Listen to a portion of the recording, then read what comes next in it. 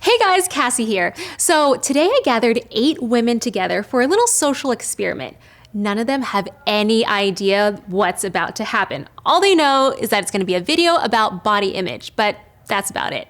They don't know that it's about to get a little uncomfortable. How are you guys feeling? Excited. Nervous. Kind a of little nervous. What do you think we're gonna do today? Maybe share our insecurities with each other. How often do you guys catch yourself comparing yourself to other women? Daily. All the time. I think it's tough now with all the internet. Do you guys ever judge people based on how they look? And do you ever get judged based on how you look? I had a relationship where my partner used to pinch my stomach and compare his own body fat to mine. I got this every day. It's not really okay to be a woman and have a lot of muscles. I can walk in the city and people come and look at me like, wow, are you a girl or are you a guy?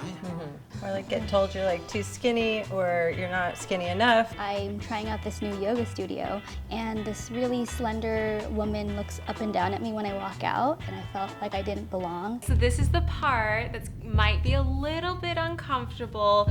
I want you guys to choose a partner that you think weighs the same as you. Okay? And you can't ask each other how much you weigh, okay? Once you figure that out, I want you to line up by weight lowest to highest.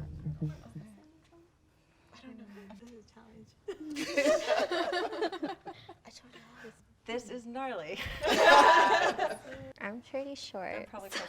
Does a weight partner exist? Okay, so we'll stand over Yes. here. Okay. A weight partner does exist. A weight partner exists. Okay. I don't think I'm I don't know. I feel really weird. Oh, before going in the line? Okay. Sizing people up. I think we could be. I think we could be. Yeah. Okay, yes. Okay. Okay, cool.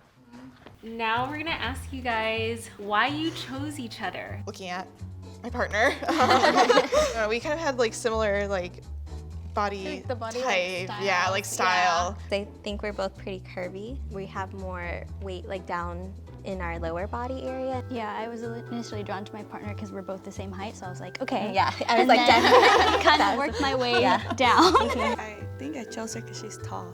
Yes, I think we were kind of trying to play a balancing game. Yeah. Maybe our bodies don't look the same necessarily, but the height might also play a factor. More toned body and muscle weighs a bit more than fat. And almost similar height. I feel like her shoes have a bit of lift, you know?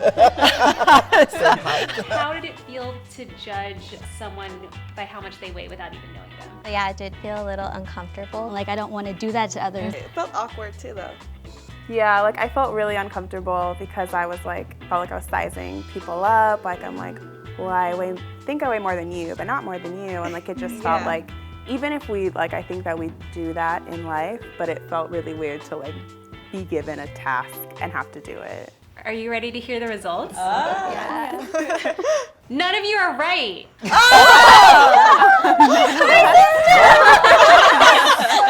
Dang it.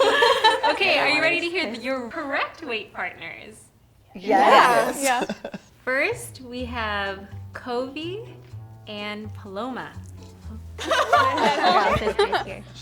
We have Rachel and Benet. Next, we have Celeste and Ebony. And finally, we have Irene and Darlene. Amazing. So cool. How do you guys feel? My suspicions were right. I think it's really cool. Yeah. Because everybody defines by the scale, but you can look so different even though the number might be the same. Are you guys surprised that you're the same weight? A little bit. A little bit. I had suspicions. You can really see her muscular definition. I was thinking I was heavier than her just because of the, a little bit the muscle showing more. Usually I'm a little bit on the heavier side of lean. Yeah. A little. I think just height-wise, I'm just really?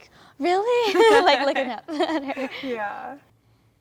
Yes. Honestly, I wasn't. So now I just want to get an idea of like, what's your typical diet? I usually eat like cereal for breakfast, and always with a cup of coffee. Usually for breakfast, I'll eat like a bagel with cream cheese, avocado, and like lemon pepper on top. Food is always a tricky thing because I go in cycles. I also took meat out for like 3 years dealing with cancer and put it back in. My typical diet is what's on sale at Sprouts usually.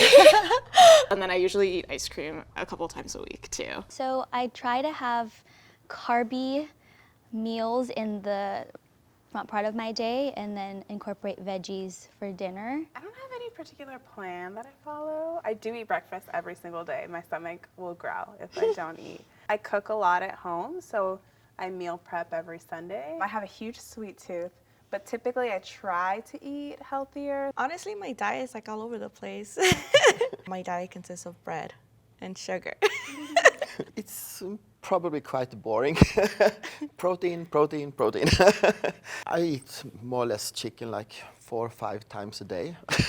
I put my carbs in the morning and some carbs right before my training. How often do you work out and like what do you do? I try to work out 5 to 6 days of the week, like 45 minutes of strength training, and then the last like 20 to 30 minutes of cardio. I haven't been to the gym in like a month or two. It's just life is crazy, so I haven't been able to go. I work out a lot, almost every single day. Sometimes twice a day with yoga, and then I do like my own weights. I'm 7 days a week as well. I usually start off with some weightlifting, and then I'm marathon training too, so I'll do like 3 miles to however long. I have a long run day on the weekend.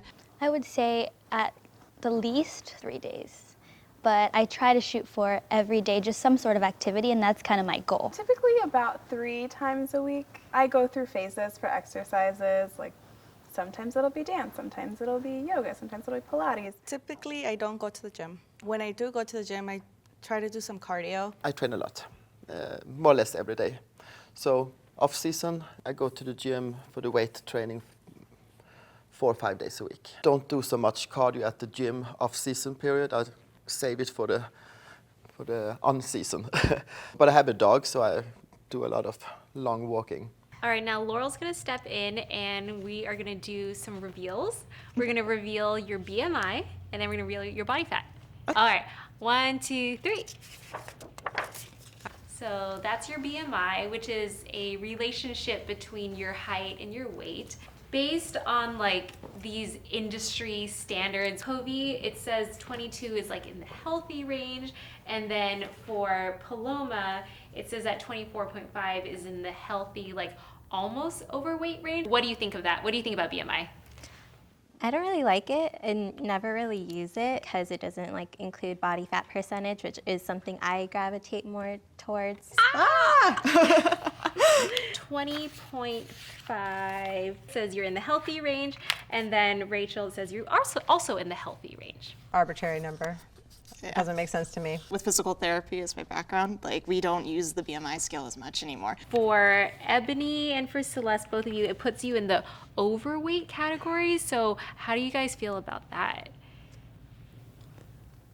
Not great. Yeah, I feel guilty, I guess. That's the word I'm centering on. For both Irene and Darlene, it says both of you guys are in the category of obese. I'm going to put that in quotes. And I want to know what you think about that and what that word means to you. Yeah, I've been through this a lot of times with when you have a lot of muscle, this doesn't work at all. I mean, I personally don't consider myself like obese. I mean, I know I'm not healthy. Yeah, no, it makes no sense. I think it's Yeah, because we're like 5 numbers away. yeah. Now we're going to flip one more. You'll see your body fat. Ready and flip. Oh, wow. Okay. So according to Ace Fitness, both of you are in the fitness category for body fat percentage. That's cool. That surprises me. Really? Yeah. Huh. Sorry. Well, no, I guess that's what this is for. Mine's higher. Yeah. I think I'm just surprised because I'm definitely not as toned as Vinay. Just goes to show, you never know. Crazy. Okay, you guys are both in the athlete realm for body fat for women. I like that. I'm like, that's better. Yeah, interesting with all these classifications. It's like you feel good, you look good, but then you get a number attached to it and it might change your mind completely. 26 and 29 puts you in what they call for women like acceptable, whatever that means. So when you see these numbers, how does it make you feel? I kind of go back and forth with this because at one point I want to say like they're just numbers, but then at what point does those numbers like turn into greater health risks or something like that? I really hate that the body fat is called acceptable. It just sounds so terrible. Like, you're all right. Like, you're not great, but you're all right. I'm in the same boat. Like, I feel like that doesn't reflect who I am. Health is my priority, so I feel like I shouldn't be labeled in this way. Very different. Irene, you are more than just essential fat. So women right here on this scale, essential fat is 10 to 13%, and for men it's 2 to 5%. Darlene, it would put you in the obesity category. And I want to know how you feel about how these numbers impact you personally, and do you think it has any marker on what your health really is? No, I don't think it have anything to do with that. It's so different from person to person. I mean, if I'm 44 now, I don't know what I was before. What is the biggest takeaway you think you guys learned today? For me, my biggest takeaway, I think, is that we're all unique individuals. It's interesting to hold this up, and it's kind of like my label right now, right? Like, it's like, I am this number, and we don't walk around showing people, telling people like, this is my BMI. I think for me it's been like a huge wake up. We really are like way more connected and in tune with each other. I'm hoping to like be super stoked on meeting people who maybe are struggling now, because to like help bring this greater awareness of like, we're really human. These numbers are not necessarily like a great indication of somebody's true health.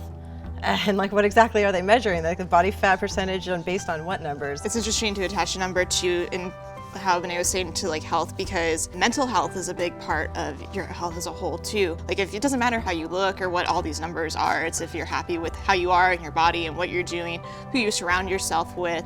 At the end of the day, those are the things that make you healthy. Hearing everyone's experience, it's been great to just know like we all have different stories and different backgrounds, but in a lot of ways, like, we're not alone, and some of the things that we're feeling and experiencing are similar. You see a lot of girls and you think, wow, she looks amazing, and then you start to talk to her and she's saying, oh, I have to lose weight, she's not happy with herself, and all of them have their own struggle. We all can defy what a scale or something else may say, or defy the stereotypes that others may have. It doesn't really matter how you look or like what a number says. It's about like the person. I definitely feel more comfortable. I think we came in not knowing each other at all. I think we're definitely leaving all as friends after this. Wow, you guys, so many takeaways with this video, and I just want to say thank you to the women who participated, because it's not easy to talk about your weight and your health in front of people, and their vulnerability allowed us to better understand how we are judging other women every single day. Whether or not you think it's conscious or subconscious, we do it. You cannot judge a person's health based on how they look. You cannot judge a person's health based on how much they weigh. There is so much more to someone than those numbers, okay? There's a whole story behind a person that we need to take the time to get to know. So you guys, I hope you enjoyed today's video, and if you want more like this, go ahead and comment below, and I'll see you next time. Bye.